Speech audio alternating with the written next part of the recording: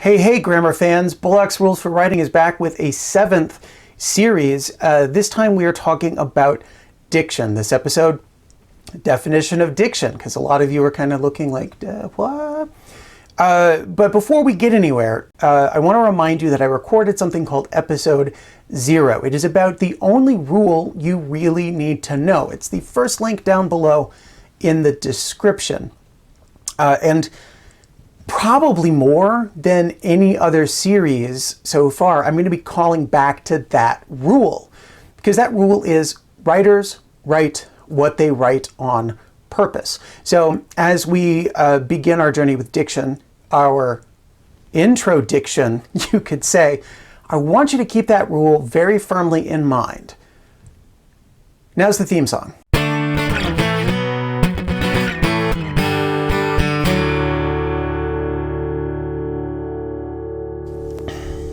Oh man, I'm so sorry about the intro-diction pun. I thought that would be better.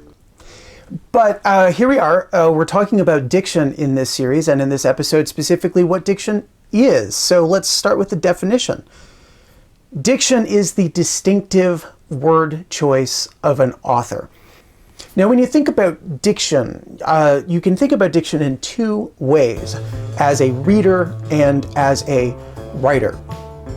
And that's because when you are tasked with reading closely, you should be paying attention to how an author uses words.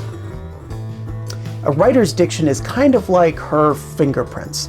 There's not really anybody else in the world that uses exactly the same kinds of words over and over and over again. You get a body of work large enough from any author, and you can really kind of figure out what her most common and most usual word choices are, and in fact, what unusual words does she use most often. Since the advent of computing, people have been able to write algorithms, and so they can put a body of work by an author that they know the author wrote this work, and they can compare an unknown text to that. For example, they found out that there's this lost play by Shakespeare called Cardenio, because there's a chunk of some other guy's play that matches Shakespeare's language, the diction that he used, the kinds of words he went to most often, and the kinds of word creations he is most known for. There's another play out there we don't have all of. Way back in, I want to say 93, 94, I don't know, it was when I was, I'm old now, so I'm not going to say. There was a book came out called Primary Colors. It was written by Anonymous, but it was this thinly fictionalized version of the Bill Clinton campaign for president. So they took this computer algorithm and they put in a bunch of writing by people who were close to the campaign, and they figured out it was a guy named Joe Klein. Scholars have even been able to look at a book like the Bible and identify different parts of that whole text, particularly the Old Testament or the Torah, that have specific authors. And so they can say, these parts here were written by this person and these parts over here were written by another. It's really fascinating, and they do all of that by looking at word choice. Now, the reason why those algorithms work is because of the only rule you really need to know, which is that writers write what they write on purpose. And I'm not saying that every single actual word that goes down on the page in a newspaper article or a novel or a book is labored over. Poetry is a different thing. You get a very finite amount of words in a poem, and so you want to be careful with every single one of those. But for the most part, authors don't belabor every single word they put into their text. But they have thought about this in advance. They know what they are writing about. They know who their audience is, and so they have made a decision going into their writing about what kind of diction they're going to have. Writers do that. They make this conscious decision about their diction because it's a huge part of establishing their credibility. you wouldn't expect a Nobel Laureate scientist to publish a paper where she's writing like a mommy blogger. You don't expect the mommy blogger to write like a Nobel Laureate scientist. You don't expect somebody to stand up at a funeral and start telling knock-knock jokes. And you don't go to a comedy club expecting the comedian to tell the story of how she almost died. Unless it's Tig Notaro, then you go to that show because that one went viral and it is super famous now. I already did an episode on credibility in general. If you go back to the series on rhetoric, that was series 5, there was an episode on ethos called In the Ethos Tonight, because an ethos appeal is an appeal to the writer's credibility. And back in that episode, I talked about a few different things. I talked about how if you're making an argument as a writer, you are not going to go hard at the people you're trying to persuade. You're not going to call them stupid and idiots and fools and all of that kind of thing, because then they're not going to listen to you. So you have to be careful with your language that way.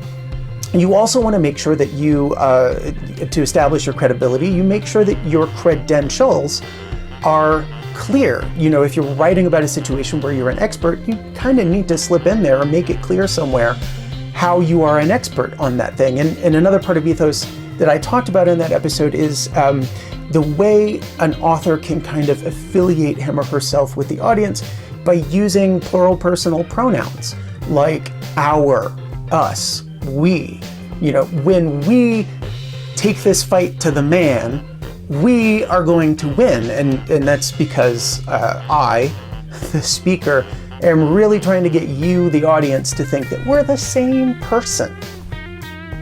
And the thing that underlies each one of those appeals to ethos, here are my credentials. I'm going to kind of be nice to you so I can persuade you.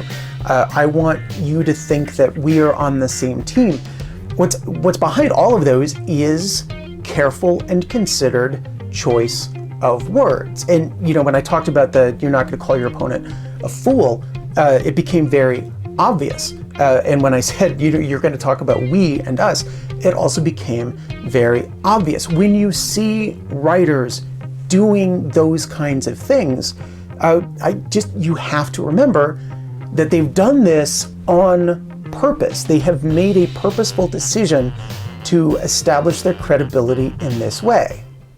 Now, I know what you're thinking, not because I'm psychic. Psychics are not real, I keep telling you, but because I've heard students say it. They say, Bullock, I just want to read. And you know what? That's okay. If you're scrolling through your Facebook feed, you're probably not giving any synapse time to the diction of your friends and family. And unless they seem to be going completely crazy, that's fine. You pick up a novel and you want to enjoy the story and you want to, to delve into the lives of these characters. That's great. You want to put a song on the radio and sing along to it. Wait, you're a teenager. You don't have a radio anymore. You want to put a song on your phone and sing along to it. And it's fine. You don't have to analyze every single word or every single choice of word when that's happening. But, you are going to be tasked with it in an English class. And there are other times when you should be thinking about it. Like, you might not consider this, but like when you open your history textbook and you start reading what's in that textbook, those textbook authors and the publishers and the states that were demanding particular things be put into the history textbook, they carefully considered the words that are there, and they carefully considered the words that are not there.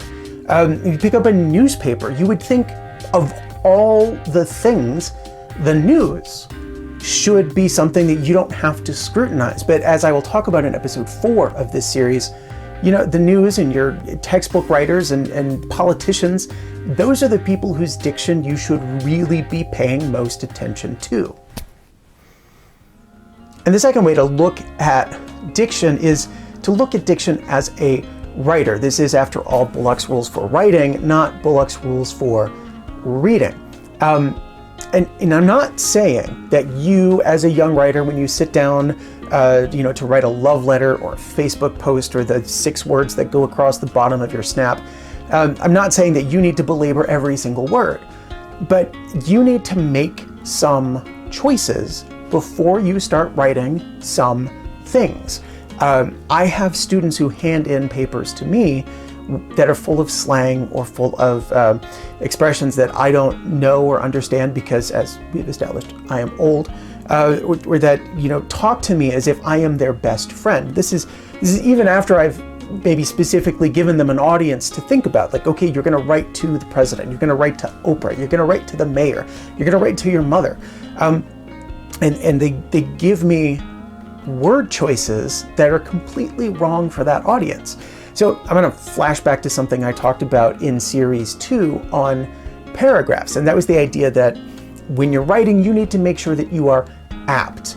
And the A there stands for audience.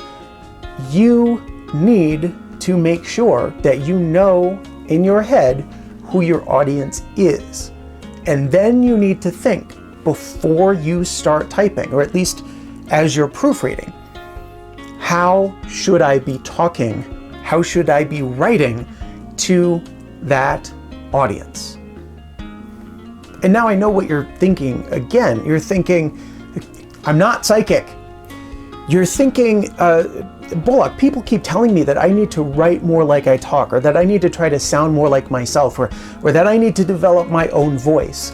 And if I'm thinking about my audience, Bullock, how am I writing like myself? Well, that's kind of the cool thing about being a writer. I mean, you know that the more writers you read, the more different styles of writing you're going to see, the more diction choices that these authors are making. Not every writer comes out of high school and writer school. That's a thing, right? Right. Not every writer publishes and uses the exact same diction, in part because, they've got different audiences, different points they're trying to make. But more importantly, right now, when you are a student, that is the perfect time to start thinking about how to develop your own sound, your own style, your own voice in such a way that it is flexible enough to be used in different circumstances. You might be familiar with a concept called code switching. That's that thing where you speak differently or you act differently depending on who you're around.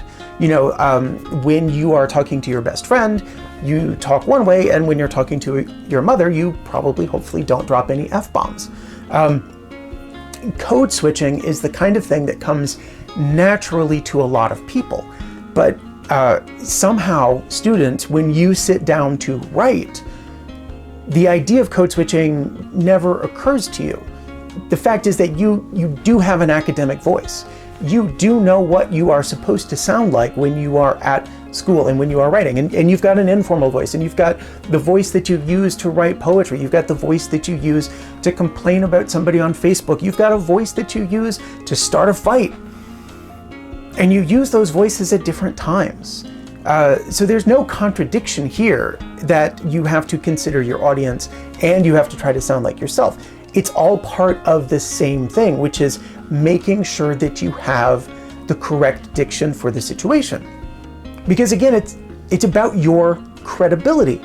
You lose credibility when you drop that F-bomb in front of your mother, right? Or you lose credibility if you're Mr. Garvey walking into a suburban classroom thinking it's going to be just like teaching in the hood.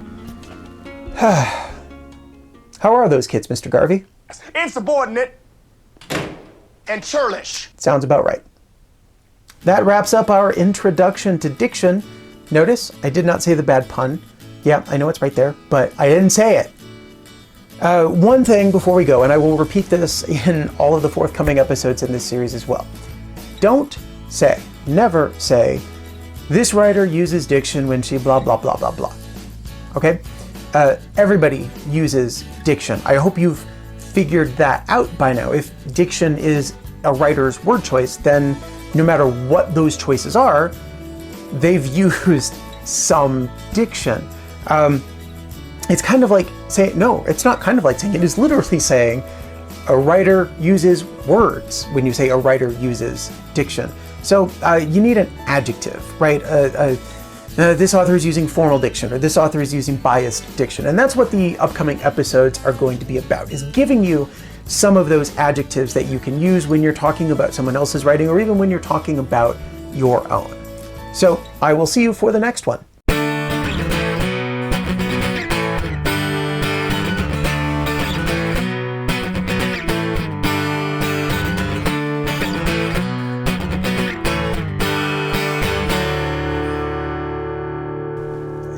The second way then of thinking about diction is as a, that's my chair squeaking. Gotta get a new chair. All right, you people, send me money so I can get a new chair. I can't say that.